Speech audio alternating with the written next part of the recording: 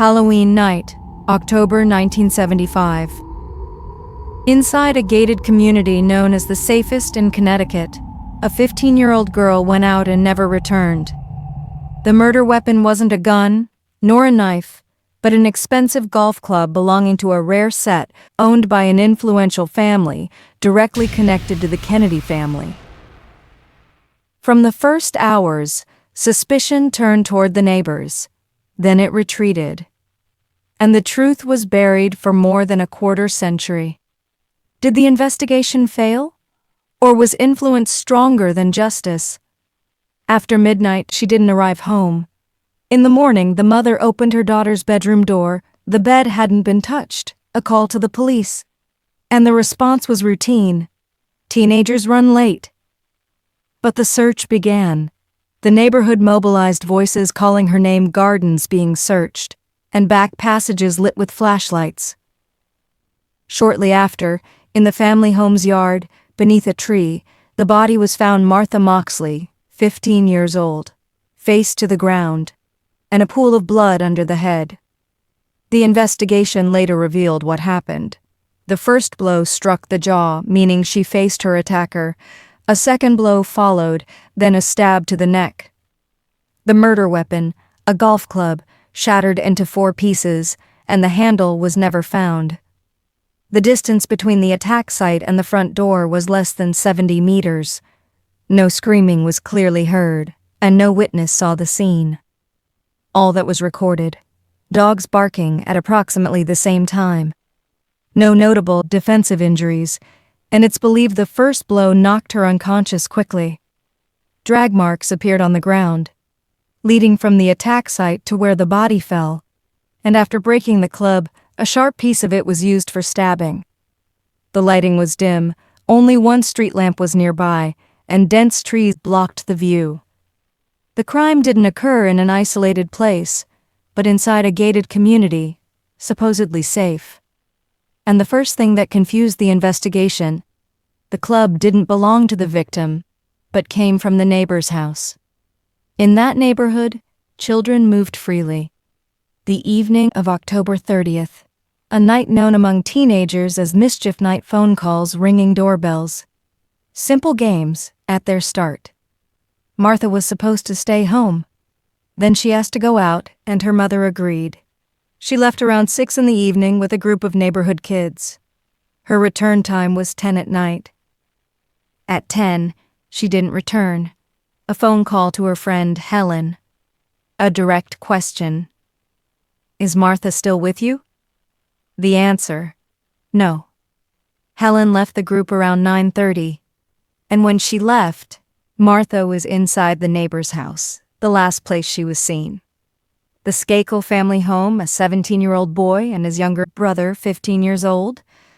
And from here, the case was no longer a disappearance mystery, but a crime within a closed circle. The police began the investigation, and during the initial examination, an unexpected detail appeared. The golf club belonged to the Skakel family, a perfect match to a set inside their home. Jeffrey left for his house, and Martha remained inside the Skakel house with Tommy later. Investigators determined the time of attack between 9:45 and 10 in the evening. The 2 brothers offered alibis. Tommy, the last seen with Martha, told police he said goodbye to her around 9:30. After that, he went inside, completed a school assignment, then watched a TV program. Michael gave a different account. He said he left the house between 9:15 and 11 in the evening, heading to a relative's house. His relatives confirmed his story. In Martha's diary, other details appeared. She mentioned that the 2 brothers had shown interest in her on previous occasions. During her driving practice, Tommy placed his hand on her knee twice, and she removed it both times. And she also wrote that Michael was drunk and behaved chaotically. The diary showed no desire on her part for a relationship with either of them, but that night, witnesses said Martha and Tommy were cheerful and close. Other friends saw them moving away behind a fence. Then the 2 were seen kissing around 9:30. At this point, Tommy became the prime suspect. He was questioned by investigators. Initially, limited searching inside the Skakel house was allowed, but as it became clear that Tommy was under suspicion, his father intervened. Many lawyers and cooperation with the police stopped. No search warrant was issued, and the police never returned to the house again. After that, the family hired private investigators. It was said the goal was to protect the sons and assess any potential risks. And because of the alibis provided, Greenwich investigators had to search outside the family. The new name was Kenneth Littleton, 23 years old, working in the Skakel house as a children's tutor. The family said he left around 9:45 to check on some sound, then returned around 10:25. The investigation found no clear motive. Kenneth and Martha had never met before, and he had been working there for less than a month. But Kenneth mentioned disturbing behaviors. He said the children sometimes acted violently and pointed to Michael as suffering from alcohol problems. He also recounted another incident when a squirrel was found killed with a golf club and pinned to the grass with golf tees. He asked Michael if he had done that, and the response, according to him, was, "Who else?"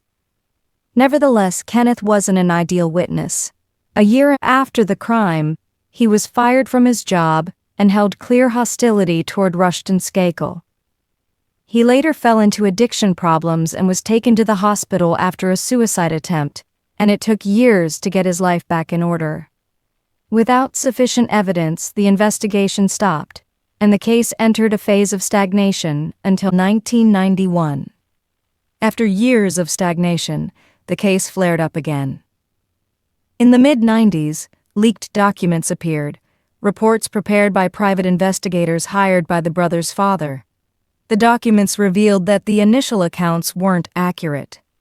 Michael Skakel gave a different confession to his father's investigators. He said he didn't return directly home that night, but headed to Martha's house. He mentioned that he climbed a tree and stayed outside one of the windows for a short period, and he later clarified that he made a mistake identifying the room, and it wasn't Martha's room but her brother's room. And he added that this behavior wasn't an isolated incident, but a repeated pattern in the neighborhood. In the same documents, another contradiction appeared. Tommy's timing wasn't 9:30, but closer to 10 in the evening. Half an hour disappeared from the time alibi. Tommy, who initially denied any physical contact, later admitted he kissed Martha and said they stayed together for some time before she left. Thus, the two brothers provided an advance explanation for why there might be biological traces in the crime vicinity. Michael's basic alibi was Helen's testimony. She said she saw him leave the house by car, but the investigation revealed she was a close friend of the family, and there was no other witness confirming his whereabouts between 9:30 and 11:30 in the evening. Then, a new witness appeared. He said Michael confessed the crime to him while at a private boarding school. According to the testimony, Michael said, "I'm going to get away with this crime. I'm a Kennedy." The school was a closed institution for psychological treatment and rehabilitation programs. Michael was sent there after a serious car accident while under the influence of alcohol, but this confession wasn't officially documented. The witness later died from an overdose before giving his testimony. Nevertheless, suspicions accumulated, and in 1998, a grand jury decided the evidence was sufficient. The decision was issued, charging Michael Skakel with murdering Martha Moxley. The prosecution's theory was clear. Michael was infatuated with Martha, saw his brother kissing her, lost control, waited for her to return home, then attacked her with a golf club from his house. In 2002, audio recordings appeared, recorded by Michael Skakel himself. It wasn't an official confession, but materials for an autobiography he was seeking to publish. The proposed title, Dead Man Talking, Kennedy Cousin Reveals the Truth. The recordings were later leaked and used by the prosecution to support its theory. In them, Michael talked about the night of October 30th, 1975.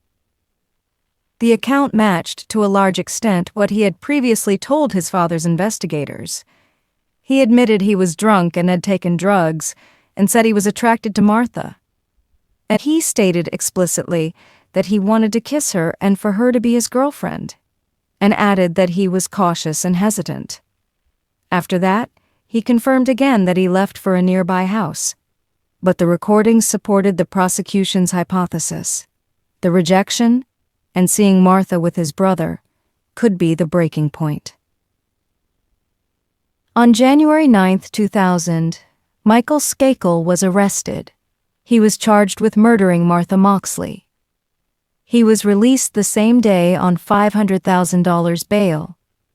Initially, he was presented for trial as a juvenile, but the judge later decided to try him as an adult because of the severity of the crime. The trial began on May 7, 2002. After 4 weeks, on June 7, the verdict was issued. Conviction for first-degree murder. The sentence, 20 years in prison. Multiple appeals were filed. Most were rejected. During his prison term, the Kennedy name entered the scene again. Robert F. Kennedy publicly supported his cousin's innocence. He authored 2 books and appeared in the media. He said Michael was a scapegoat and the case was closed at the expense of truth. In 2013, the court decided to grant Michael Skakel a new trial. He was released temporarily, then returned to prison after the conviction was reinstated again. But in 2018, the decisive ruling was issued. The conviction was overturned definitively.